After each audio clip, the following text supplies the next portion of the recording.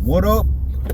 It's the Grandpa MC coming at you with another video. Alright, man. This just gonna be another one of my randoms, because I really ain't, I ain't got one subject to take up a whole bunch of my time. So I'm gonna just hop around, but they are on stuff. Anyway. Alright, so this Micha Parsons trade got me kind of like irritated. Not because he got traded, but irritated because all these former football players that's played, some of them played the position, some of them know, a lot of them know the game, but they trying to make Micha Parsons seem like he's Reggie White for Green Bay, or Charles Haley from the Dallas Cowboys in the 90s. Man, get out of here. Micha Parsons is not anywhere near either one of those players in this stage of his career, or going to be. And it's just like, okay, I was looking at a video from Whitlock. Shout out to you. Shout out to that channel, whatever. But he had TJ Houshmandzadeh on there, man. I like TJ Houshmandzadeh, man. But he sat up there and actually just lied to keep his point going, because Whitlock was going into why the trade probably be good, and he was pointing out high-level pass rusher has never won the title like that. Like, a lot of things got to go into it, gotta fall into place for a pass rusher like that to be, on a championship squad. Like, well, let me finish the point. But he was saying Javon Curse. He was talking about Javon Curse. And he was like, Javon Curse wasn't he on that 2000? Wasn't he in that 2000 Super Bowl against St. Louis? He got the teams wrong. He was really on Tennessee. Javon Curse, if anybody remember, was a beast. Serious business. The first 2 to 3 years, man, Javon Curse was eating dudes alive. But what happened? You get what I'm saying? Like, it's like that for some of these pass rushers. Like, take Reggie White for Green Bay when Reggie White won the Super Bowl. Reggie White was teamed with Brett Favre, and the Golden State Green Bay Packers were one of the better teams in the NFC for a couple of years before they won it. Just like with Reggie White's team, Philly, they were a contender. They were a pretty good team for a 2 to 3 year period.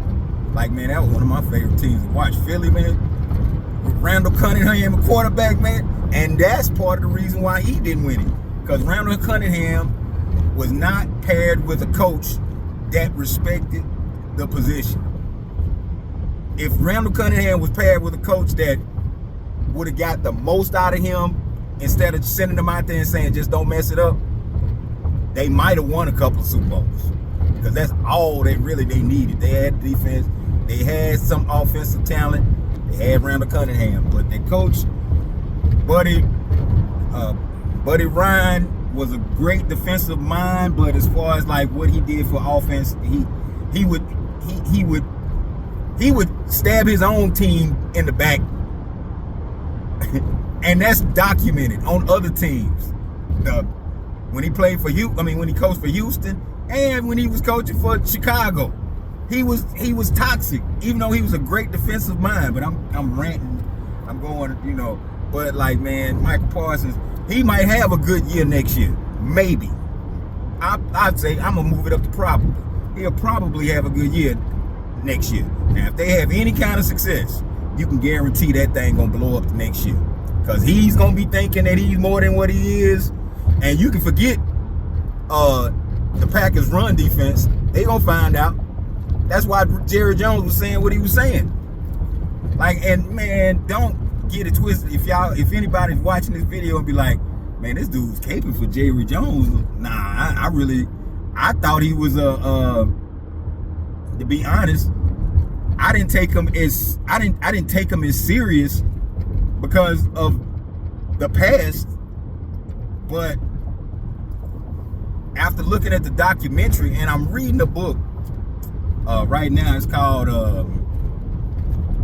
God's Coach. It's from Skip Bayless. It's his first book that he ever wrote before he got into the zone he in now. Like, it's a pretty good book, and it's a book detailing the year. Well, it's covering the year that Jerry Jones bought the Dallas Cowboys, but then it's going back a little bit further into the culture and the Dallas Cowboys of the Landry era. And man, it is wild. Like Tex Schramm and Gil Brandt, like Landry, man, like it's a trip. I can't wait to finish. I'm on chapter 3 right now, but Jerry Jones made the right decision, man. And just like it's coming out, everybody was with it. Everybody was with it, man. Not one dude was in that dude corner. If they was in Micha Parsons' corner, it was one of them jock riders that he got on his squad. If he, but to me, it seemed like he was just a man that just thought that's just the same thing like with Abdul Carter, man. Like, he got blocked pretty good, rookie type and he was talking cash money, man, cash money shit. I'm just gonna, you know what? Nobody watching, no way. So why? You know what I'm saying? Like, I'm not gonna get totally buck wild, but man, bump it. I'm finna, So, dudes wild, man. Dudes are wild coming into the league now. These guys that's coming into the league, they have better athletic ability, I would say, in some cases. But they do not have the tenacity and the coaching being the ability to be coached. That was the main reason with Micha Parsons. Micha Parsons does not want to be coached. I'm pretty sure he's gonna be, but again, he's not the smartest, he's not the sharpest knife in the drawer. So he may walk the line this season. Who knows? We gotta see. But Green Bay can see, and I would hate for that team in Green Bay to get torn apart because of that dude. And he and it's up. Believe me, it's up. You can hear it in the interview that he had in Green Bay. He was talking about the back injury, and he's lying. He's lying. But man, this is, I'm getting, like, these athletes now, they want to promote them as bigger and better and fast and all that. Nah, that ain't the case. That ain't the case. And I ain't one of these guys that's saying that all the athletes in my time, in my young days, were better. But nah, they weren't better. They were just more focused on what they had to do, and it wasn't as much money involved. See, that's another thing. Like, even though this money has made the sports, like, bigger, in a lot of ways, it's taken away the essentials of what brought a lot of people that's my age and and older to the game. All that's being stripped away. Look, man, I'm aware. I'm aware that throughout the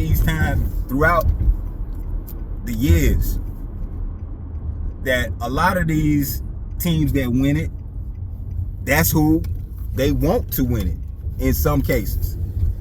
But from the 70s was the good time era, the 70s and 80s was the good time era. But after Magic and Bird came to the NBA, that's what started the basketball that everybody started liking. But then in the 90s and going into the 2000s, that's when the money started being a bigger factor in what the outcomes were. I've seen it over and over again. Football, baseball, basketball. So I guess this rant was just about Micha Parsons again. It looked like I'm on a Dallas Cowboy streak, but I ain't trying to be, man, because that's not my squad. But like all the stuff that's coming from them, it's starting to, like now you have Michael Irvin. Michael Irvin would have been in Micha Parsons' grill if he was playing with him, but he wants to act like this was the worst trade of his lifetime.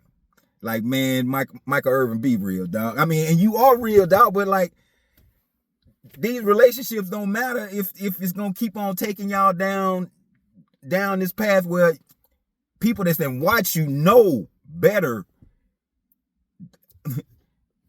The way you acting now. We know better. Like Michael Irvin would never go for a guy like Micha Parsons on his squad, man. Never. Maybe I'm overestimating. But like I know what my eyes see, that dude is not one of the better defensive players I've ever seen. He has some great athletic ability, but like he's small and he doesn't want to be in his right position. So man, I'm amped on this. It's a Sunday before the Sunday. So like I said, man, I'll be amped. That's all, man. Grandpa out.